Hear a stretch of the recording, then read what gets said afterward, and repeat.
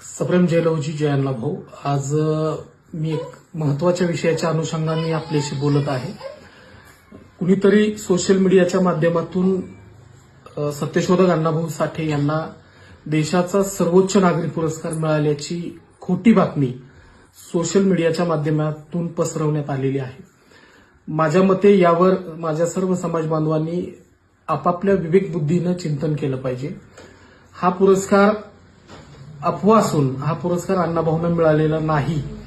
या माध्यमातून अण्णाभाऊंना भारतरत्न मिळावा म्हणून जे आंदोलन आज या एकूण महाराष्ट्राच्या आणि देशाच्या भूमीमध्ये सुरू आहे, हे आंदोलन दाबण्याचा प्रयत्न या माध्यमातून होतोय का हे चुकून अज्ञानातून झालंय हे मात्र अजूनही निश्चित झालेलं नाही.